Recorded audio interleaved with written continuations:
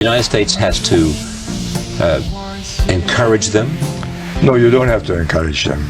You just got to understand that they don't want to be an honorary member of the West, unlike Russia. They're quite happy to be Chinese and to remain as such. So when you tell them you ought to do this, you ought to do that, they say yes, thank you. And in the back of their mind, we have lasted 5,000 years, have you? That Beijing Olympics, if you watch it, what was the message? We're back. No, 5,000 years. And don't forget, we invented all these things. And we're going to go ahead the next 5,000 years.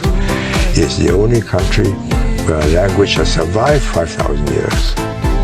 The only country where the present generation shares the same basic thinking as the past. And they're very proud of it. I mean, you read Hu Jintao's speech on the 60th anniversary. I mean, it's all translated on the web.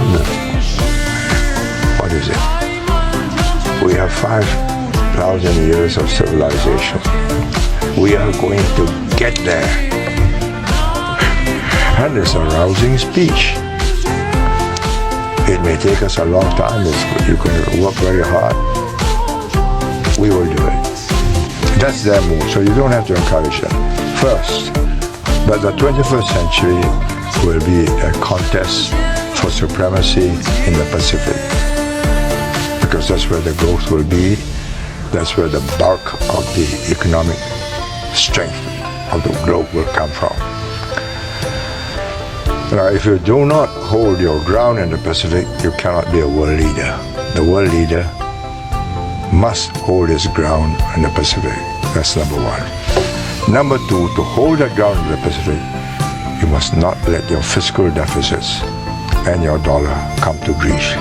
If it comes to grief in the short term, and there's a run on the dollar for whatever reason, because your deficits are too big and the world, the financial community, the bankers and all the hedge funds and everybody come to the conclusion that you're not going to tackle these deficits, and they begin to move their assets out. That's real trouble. And there is a risk of that perception today. Absolutely. Yes. And Ben Bernanke knows that. And he's got somehow or the other to clean up and soak up the liquidity.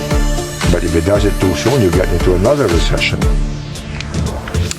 But you cannot build up enormous deficits that allows all and do nothing about it, and people say, oh, well, this is hopeless. Yeah. There's always a treasury. There's always a Federal Reserve. They'll make more money. Yeah. No, they can't do that. They just print more money. They will print more money. Exactly. Yeah. There's a difference. Yeah. So the deficits, the looming deficit of the United States is what worries you the most, because it will strike at the heart of the U.S. global leadership. Absolutely.